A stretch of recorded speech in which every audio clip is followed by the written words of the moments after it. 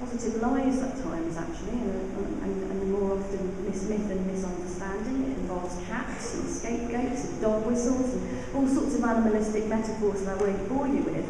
But underneath it, there is this fundamental fault line in our historic coalition consensus.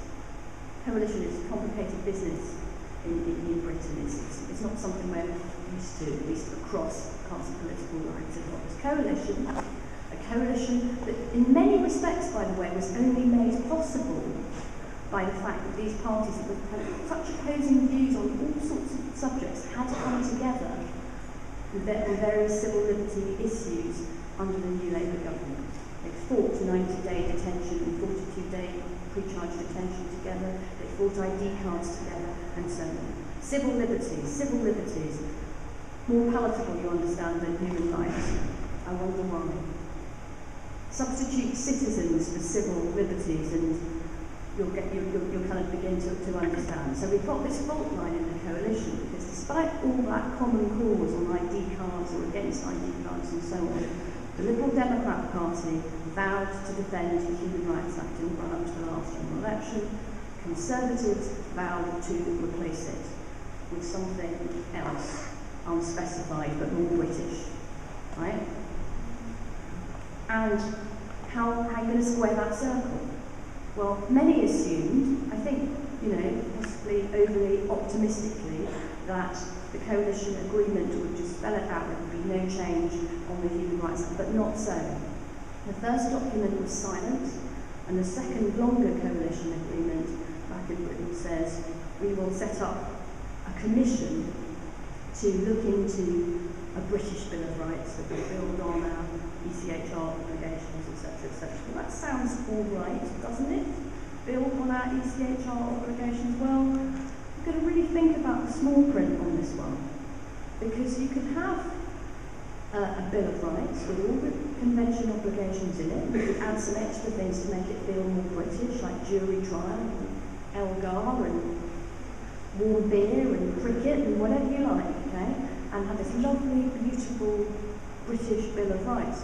You could get rid of all of those enforcement mechanisms that I discussed earlier, right? Declaration of incompatibility, interpretative obligations, abilities to strike down unlawful executive actions. Have the poetry, have the convention rights, but take the teeth out of the Human Rights Act. That, in my view, would be possible, theoretically, within the drafting of the coalition agreement and within the remit of this new Bill of Rights Commission. And, what exactly are these criticisms of the Human Rights Act? Well, one is that it's just too European, frankly. Because it incorporates a European convention, it's just un-British.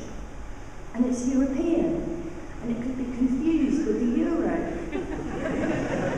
Or Silvio Berlusconi, or a bratwurst or something. So you've just got to take the Europeanness out of it. And maybe it could be popularised in places like Scotland and Northern Ireland by publishing it with a Union Jack.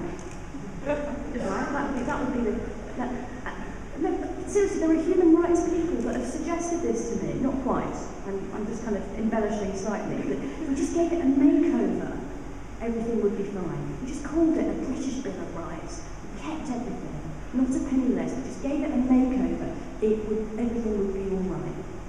It'd be safe. And human rights would be safely incorporated into British law forever. I call this argument the Botox Bill of Rights. Right? Just a makeover, and it will be fine. We don't have to actually get out there and have the difficult arguments with people about why sending people to torture is wrong, even if they are foreign nationals. About the dangers of walking away from universal human rights towards something narrow and less and nationalistic. And that if every country around the world does this, we will be foreigners in most places rather than humans everywhere. I think we have to make the argument rather than give ourselves a makeover. Because you can give me Botox and I'm still 42. And then I'll be 52 if I'm lucky. You're like, give me Botox again. And people will know. Even the critics of human rights will know it's the same Chakrabarti under there. Just with funny eyes, right? But there are people, seriously, this is, do you remember the Aesop's fable about the dog with the meat? Are you familiar with children's stories?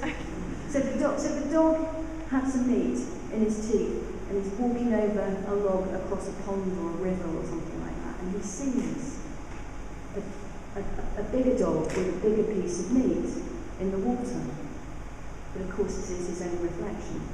But he fancies the bigger piece of meat. And so he jumps in to grab the bigger piece of meat and drops his own dinner. I could rewrite that fable as the lawyer and the British Bill of Rights.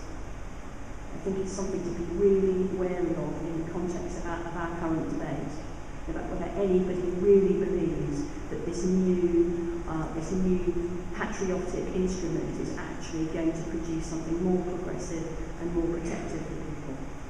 I think not.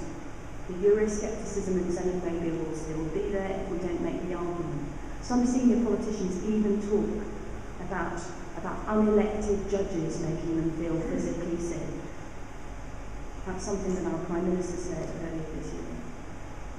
Prisoner voting made them feel physically sick, and unelected judges were a problem. We've had this from the Home Secretary and from others at different times. Now, when I was young, maybe the hard left in politics questioned the legitimacy of judges for being unelected.